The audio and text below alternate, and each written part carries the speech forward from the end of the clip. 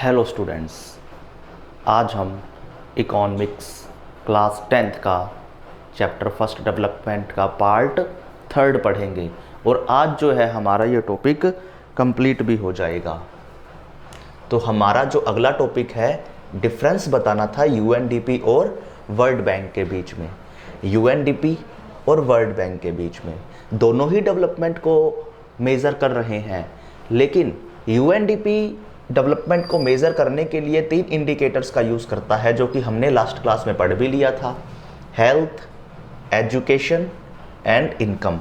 Health, education and income.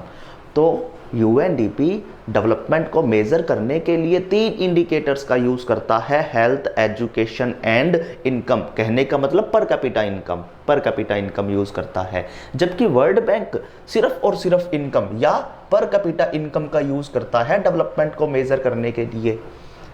जबकि ये ज़्यादा जो है इंडिकेटर्स या कंपोनेंट्स का यूज़ कर रहा है, इस कारण यूएनडीपी का जो कॉन्सेप्ट है वो ब्रॉड कॉन्सेप्ट है, जबकि वर्ल्ड बैंक का नैरो कॉन्सेप्ट है, क्योंकि इसने बहुत ही कम यानी सिर्फ और सिर्फ जो इनकम है इंडिकेटर का यूज़ किया है। इनकम को एज अ इंडिकेटर या कंपोनेंट यूज़ किया है डेवलपमेंट को मेज़र करने के लिए। इस कारण वर्ल्ड बैंक का जो कॉन्सेप्ट है ये नैरो कॉन्सेप्ट है।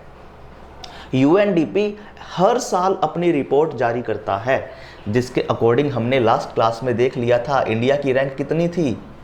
जो 2025 की जो बात है, जो रिपोर्ट है वो अपनी बुक में है, उसके अकॉर्डिंग 130 इंडिया की रैंक थी। तो यूएनडीपी अपनी रिपोर्ट हर साल जारी करता है और 2025 के अकॉर्डिंग 130 रैंक जो है इंडिया की बताई गई है, जबकि वर्ल्ड बैंक कोई रिपोर्ट जारी नहीं करता। ये बस एक ग्रुप बना कर रखा है, इसने एक ग्रुप बना दिया जैसे हायर इनकम। अब हायर इनकम कंट्रीज कौन कौन सी है? यूएसए, ठीक है, और बहुत सारी यूरोपियन कंट्रीज जो है वो हायर इनकम कंट्रीज में है। मिडल इनकम कंट्रीज में कौन है? लोअर इनकम कंट्रीज में कौन है? तो हायर, मिडल, लोअर ऐसे करके ग्रुप बना दिए हैं इसने कंट्रीज के, डेवलपमेंट को देखने के लिए, डेवलपमेंट को मेजर करने के लिए। जबकि हम बात करें इंडिया की, तो इंडिया को जो इसने किस में रखा है? लो मिडल, यानी थोड़ा गरीब और थोड़ा मिडल टाइप का। तो इंडिया को जो है वर्ल्ड बैंक ने इनकम के बेस पर कैपिटा इनकम के बेस पर लो मिडल इनकम कंट्रीज में रख रखा है। ये अलग ही कॉन्सेप्ट दिया है इसने इंडिया के लिए। इसके बाद जो हमारा टॉपिक है ग्रोस नेशनल इनकम। ग्रोस कहने का मतलब टोटल। किसकी टोटल इनकम? नेशनल की इनकम। देश की टोटल इनकम ही कहलाती है ग्रोस नेशनल इनकम। अब ये देश की टोटल इनकम बनेगी कैसे? देश की जितनी भी इनकम है, टोटल इनकम है, ये डिपेंड किस पर करती है? ये डिपेंड करती है देश के अंदर रह रहे सिटीजन्स, इनसाइड द सिटीजन्स, जो हमारी कंट्री के अंदर रह रहे सिटीजन्स हैं, और हमारी कंट्री के बाहर यानी इंडिया कंट्री के बाहर रह रहे जो सिटीजन्स हैं। तो देश के अंदर या देश के बाहर रह रहे जो सिटीजन्स हैं, इनकी टोटल इनकम को जब प्लस कर देंगे तब वो निकलेगा ग्रोस नेशनल इनकम।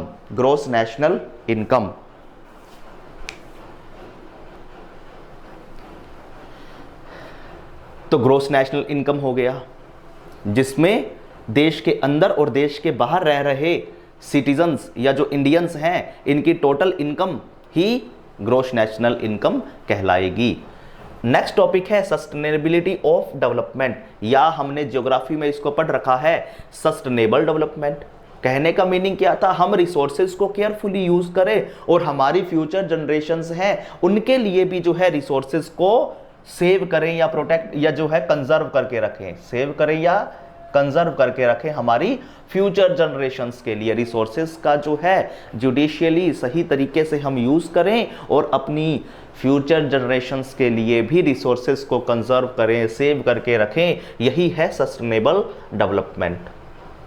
इसके बाद एक लास्ट टॉपिक है खेलने के लिए जो है सिर्फ ये BMI कहने का मतलब body mass index, body mass index. अब ये बॉडी मास इंडेक्स होता क्या है? जो हमारी हेल्थ को चेक करता है। इसके थ्रू हम अपनी हेल्थ चेक कर सकते हैं। गूगल पर हम सर्च करेंगे तो वहाँ जो है हेल्थ, वेट, हाइट, वेट और एज, ये जो है वो मांगेगा। अगर हम ये तीनों चीज़ें बता देते हैं तो उसमें एक ऐसे मीटर सा शो होगा, ओवरवेट है, बहुत ही ज़्यादा जो है नॉर्मल है, मीडियम है, इस प्रकार का जो ये एरो शो करता है ऐसे करके मीटर बनाकर।